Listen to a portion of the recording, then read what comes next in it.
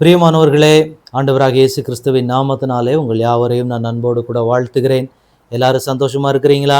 இந்த நாளிலும் தேவனாகிய கர்த்தர் நம்மோடு கூட பேசுகிற ஒரு வசனம் மற்றும் ஒரு வாக்குத்தத்தம் என்னவென்றால், ஏசாயா தீர்க்கதரிசியின் புஸ்தகம் 61 அதிகாரம் 1 வசனத்தினுடைய முதற் பகுதி. கர்த்தராகிய தேவனுடைய ஆவியானவர் என் மேல் இருக்கிறார், சிறுமைப்பட்டவர்களுக்கு சுவிசேஷத்தை அறிவிக்க கர்த்தர் என்னை அபிஷேகம் பண்ணினார். இந்த வார்த்தையை கேட்டுக்கொண்டிருக்கிற எனக்கன்பான கர்த்தருடைய பிள்ளைகளே, ஆண்டவர் இந்த நாளிலே உங்களுக்கு ஒரு காரியத்தை சொல்ல விரும்புகிறார். கர்த்தராகிய தேவனுடைய ஆவியானவர் உங்கள் மேல் இருக்கிறார். ஏன் அப்படின்னா, சிறுமைப்பட்டவர்களுக்கு சுவிசேஷத்தை அறிவிக்கிறதுக்காக கர்த்தர் உங்களை அபிஷேகம் பண்ணி இருக்கிறார்.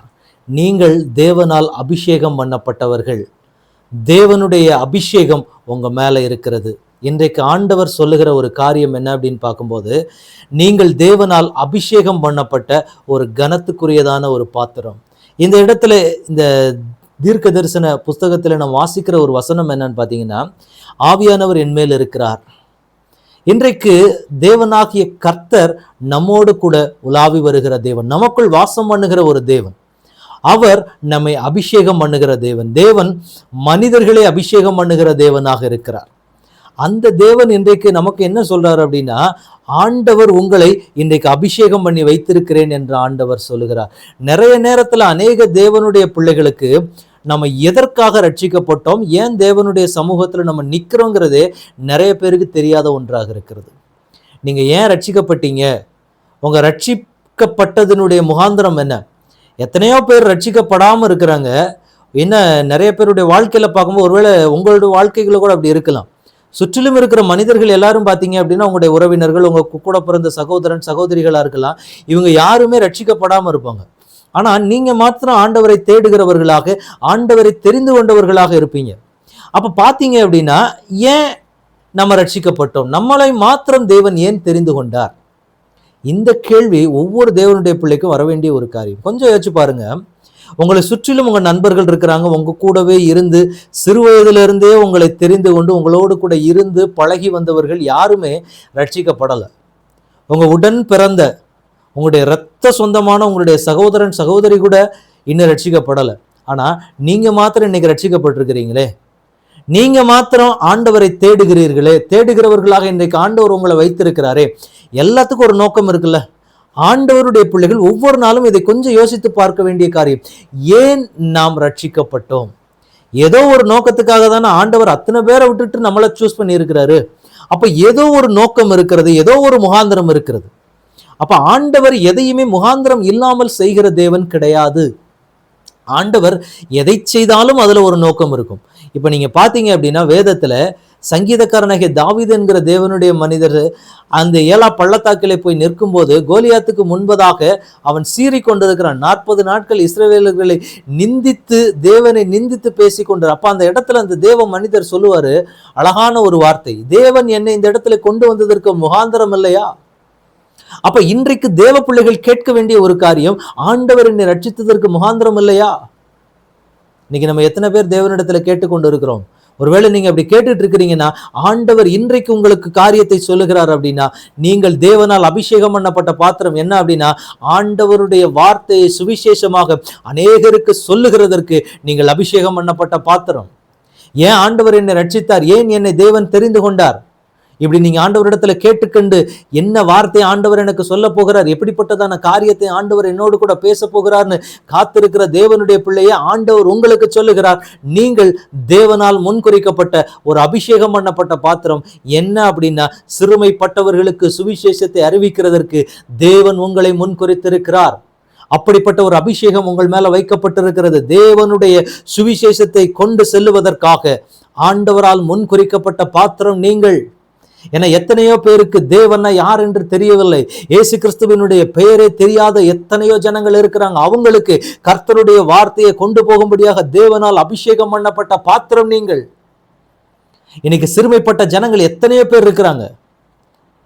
ஆண்டவராக இயேசு கிறிஸ்து நமக்காக தன் ஜீவனையே கொடுத்தவர் என்பது இன்னைக்கு அநேகருக்கு தெரியாது. அப்படிப்பட்ட மக்கள் மத்தின அந்த பாரத்தை ஆண்டவர் உங்களுக்குள்ள கொடுத்திருக்கிறாரே.